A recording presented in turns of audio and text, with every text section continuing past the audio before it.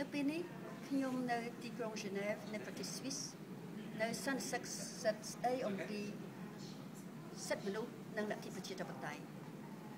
ការចូលរួមរបស់យើងក្នុងនាមជាប្រជាពលរដ្ឋខ្មែរដែលកំពុងតែទាមទារឲ្យមានការការពារសិទ្ធិមនុស្សដើម្បីឲ្យមានលទ្ធិប្រជាធិបតេយ្យពិតប្រាកដនៅក្នុងសន្និសីទនេះគឺជាការចូលរួមដ៏សំខាន់ណាស់យើងឃើញថាទូទាំងសកលលោកដូចជានៅក្នុងប្រទេសកម្ពុជាអញ្ចឹង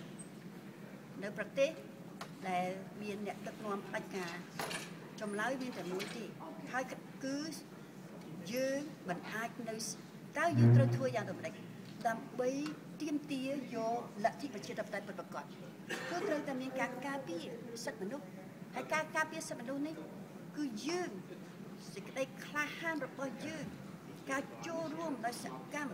ក្រោកឈរឡើងដោយបងប្អូននិស្សិតដូចក្មួយនិស្សិតដូចជាបងប្អូនដែលបាត់បង់ដីធ្លីដូចជាកម្មកររបស់យើងមន្ត្រីរាជការរបស់យើងដែលកំពុងតែហើយបានធ្វើទៅហើយទាមទារឲ្យមានការផ្លាស់ប្ដូរដល់មានការផ្លាស់ប្ដូរពិតប្រាកដរកអ្នកដឹកនាំដែលយល់អំពីលទ្ធិប្រជាធិបតេយ្យយល់ចេះការពារសិទ្ធិប្រជាពលរដ្ឋទើបយើងមានការអភិវឌ្ឍឲ្យជឿនលឿនហើយនឹងយើងអាចភពផលពីការអភិវឌ្ឍនេះយើងមិនអាចត្រឡប់ហើយនឹងរស់ឬមួយក៏រស់នៅជាមួយនឹងអ្នកផ្ដាច់ការរហូតឬមួយត្រឡប់ទៅសម័យមុនទេសម័យដែលប្រទេសជាតិយើងបាត់បង់ទាំងអស់អ្វីក៏បាត់បង់ទាំងអស់ទេតែពេលនេះយើងបានឈានជំហានទៅឆ្ងាយណាស់ទៅហើយនៅការជួបជុំគ្នាជាមួយនឹងអ្នកសកម្មជនការពារលទ្ធិប្រជាធិបតេយ្យទូទាំងសកលលោកនេះរឿងរបស់ប្រទេសកម្ពុជាយើងគឺជារឿងដែលយើងត្រូវតែមកសន្និសីទអន្តរជាតិយើងត្រូវតែដាក់សម្ពាធទៅលើរដ្ឋាភិបាលលោកហ៊ុនសែនហើយគឺសម្ពាធនេះឃើញហើយបានវិជ្ជមានហើយឃើញហើយដូច្នេះការរួមកម្លាំងរបស់យើងដើម្បីឲ្យមានការដោះលែង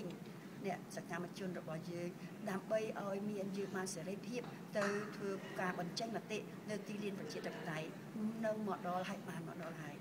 ដូច្នេះការចូលរួមទាំងអស់គ្នាប្រជាពលរដ្ឋខ្មែរនឹងមានជ័យជំនះហើយការចូលរួមនេះជាការចូលរួមដ៏សកម្មជាការចូលរួមដែលយើងត្រូវតែបន្តទៅទៀតបញ្ចេញសម្លេងមិនអាចខ្លាចមិនអាចរស់នៅភាពភ័យខ្លាចទេនៅប្រទេសដទៃទៀតគេបានចូលរួមប្រជាពលរដ្ឋរបស់គេក៏បានចូលរួមទោះបីជាការធ្វើឲ្យមានការលះបង់ច្រើនពេលវេលាច្រើនដើម្បីដោះស្រាយបញ្ហានៅក្នុងប្រទេសនីមួយតែការចូលរួមនេះគឺជាសេចក្តីត្រូវការហើយជាការចាំបាច់ដើម្បីឲ្យមានល